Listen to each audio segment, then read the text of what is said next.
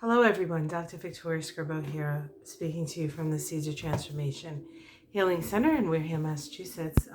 It's time for Taroscopes, and we're doing the Taroscopes for the sign of Sagittarius. That's Sagittarius Sun, Sagittarius Moon, and Sagittarius Rising. This is for July 2022. So we'll do a little brief astrology. Your ruling planet, Jupiter, is in the sign of Aries right now. And so this is a very creative and self-expressive time for you. You do want to get your information out there, your creativity out there. This is a time when it may be when you're talking to your children that you're able to sort of insert an idea in very quickly and then sort of step back from it and let them sort of take the initiative with that. You might even find that your children are having a little bit more initiative within their own choices. We have a new moon in Cancer, but that actually happens at the end of June. But the energy is about new beginnings, and for you, Sagittarius, that is your 6th house of health, and your 8th house of shared resources, rebirth, taxes, actually. And so we do have a full moon where the sun is in Cancer and the moon is in Capricorn. That is activating that axis, that second 8th house axis, which is about your resources and your shared resources. So that will be lit up. We also have Pluto and Pluto making an opposition to the sun in Cancer, and then we have Pluto making an opposition to Mercury in Cancer. So there will be discussions, but there could be some power struggles within that, within your area of resources, or even your areas of values and the values that you share with others. There's been a lot of, certainly,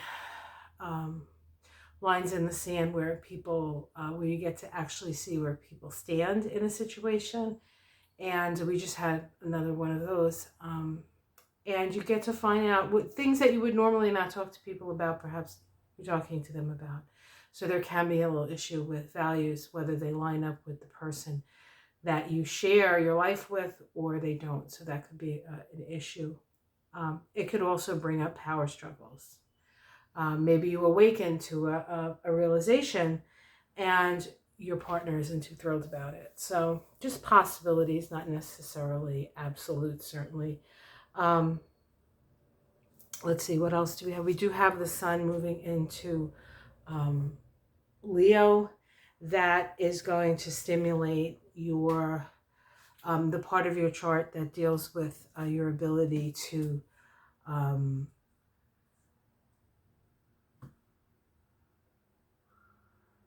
educate, inform people about your philosophies of life, or what you've learned from life, or the meaning that you the meaning that you ascribe. Yeah, I think that's all I want to say about that. If you really want information on the astrology, you can always check out my monthly astrology Kabbalah, and then every week I do the week ahead, sort of lined up with that particular video that I do. That video comes out at the beginning of the month, and I do the numerology, the Kabbalah, and at least the astrology for the first week usually. So, all right, let's take a look at what's up for Sag, and let's see what cards am I using for Sag. Hold on one moment. Oh, let's go this way. I think I'm going to use my Witches deck, one of my oldest decks for you guys. So a reading it can resonate with you. It won't always will. It won't, I didn't say that right. It doesn't always. I think that's what I want to say. Or at least not immediately. Maybe, you know, in the middle of the month or towards the end of the month, you want to recheck, see if anything I said resonated with you. Of course, because these readings are for sort of a sign, and the sun, this moon, and the ascendant are usually sort of the most powerful energies in a chart. And so you will feel the influence of whatever signs those are in. You have to blend it with, you know, the other two options. You might be a sun in Sag, you have your moon in Pisces, and you have your ascendant in Capricorn. You want to read all those, and that's going to be a little different. You know, that's what makes us all different, right? We're all unique, and yet we have commonalities. All right, let's see. Sagittarius for July. What's up for Sagittarius for July? Okay. Oh, your guiding star. This is a time of meditation. It's a time of reinvigorating, or maybe even taking a walk in nature, finding yourself alone, having your alone time so that you can meditate on what it is that you aspire to. There's an aspirational quality to this, and also a quality of faith in the idea that there are things beyond us that can inform us, well, beyond our physical body, that can inform us as to directions in our lives. So this is an opportunity for you to evaluate the direction that you're taking. Maybe you're in a new situation where you want to take a new direction. The challenge is the Temperance card. I think what this is saying, before you can move forward, you need to heal what needs to be healed. So as an example, you may, you know, have this aspirational, you have a vision, you've meditated, you have this great vision, and it says, you know, that you're going to climb the Himalayas, for an example. But you have bad feet, or you have, you know, arthritis that gets aggravated when you eat certain foods. You have to take those steps before you can put yourself into the situation that inspires you. So if the healing needs to be done, that's really what it says. So a lot of unhealed stuff. And of course you'll have the time, because this needs to be a little bit of a time of introspection for you anyway.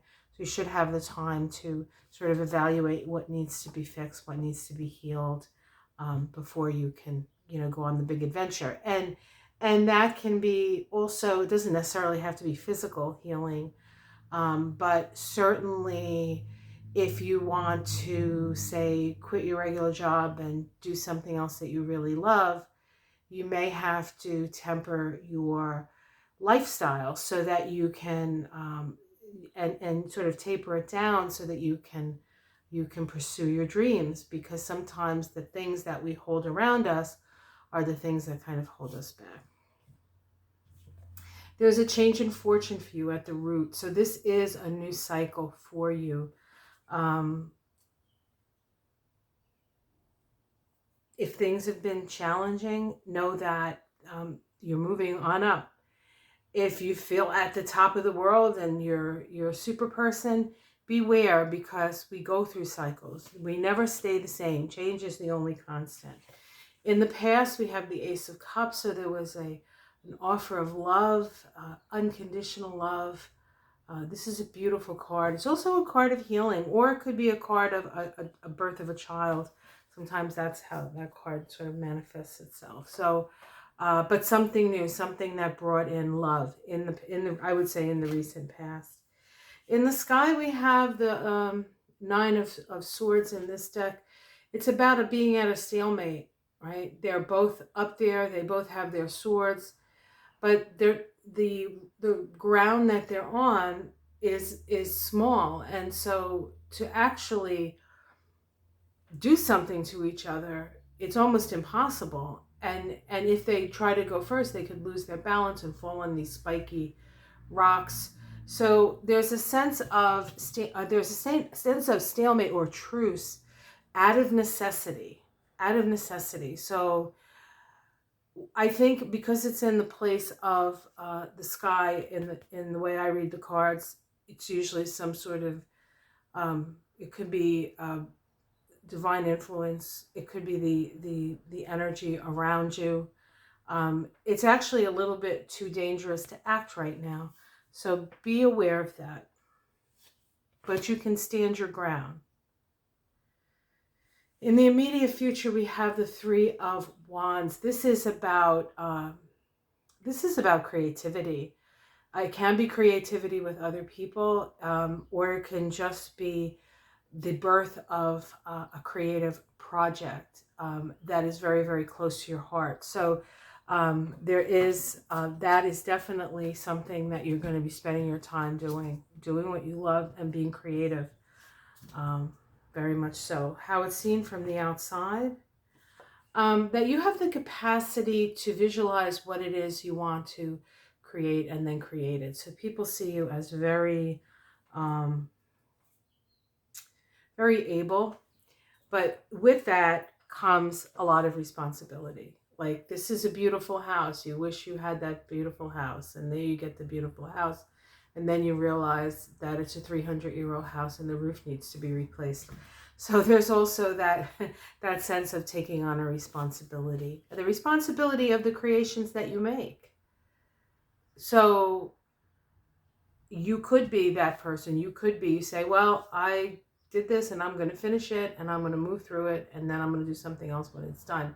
You could be that person, or you could be the person who,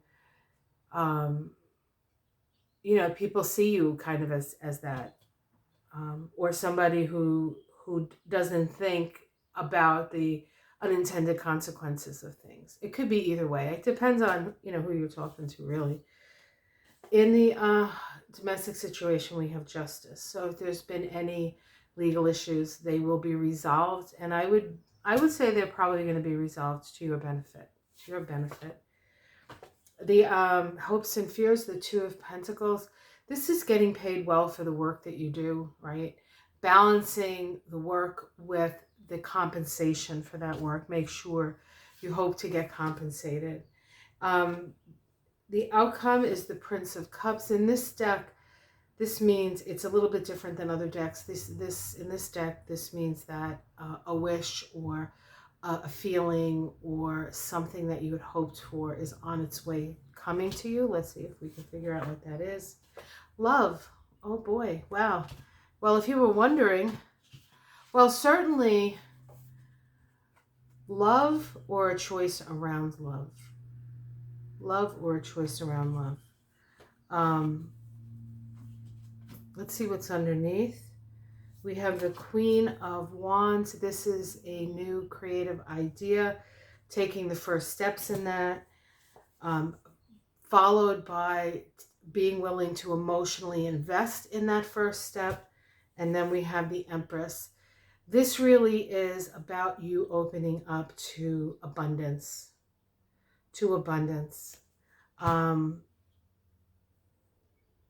Knowing that you deserve everything that comes to you because you can visualize it, you can imagine it in your greatest imagination. The Empress card is the card of creative imagination, creative visualization, as it were. One of the keys to actually manifesting. I mean, you have to do the work to manifest, but you have to have the creative idea and the imagination to think of something different or something beyond what other people think. So I think generally a really good month for you, Sag. I'm kind of impressed with your cards. All right, let's pull a mystical shaman oracle. Oh, what do we have here? Little beetle. Okay, what did I do with it? I have the book. Oh, here it is. Sorry. So this is the oracle card for Sag. I love using this oracle card for Sag. They're so Sag to me anyway. Sagittarius, Gemini, Virgo, Pisces, the mutable signs are associated with the more sort of vitalistic, shamanistic energy. There's a resonance with that. There's a resonance with that connection to nature. A lot of, clients that I've had who've had the prominent mutability in their chart very often are healers and the like. So, herbalists. All right, what do we have here for Sag? Lightning. Wow. You've gotten a lot of major arcana. You are really coming into your own. Okay, what? 30. Okay, I couldn't see the number. It's getting dark out. A lovely day today. Okay. All right. I should put the light on. It just makes terrible. It makes me look green. So let me put it on. All right. I'm vain. Lightning.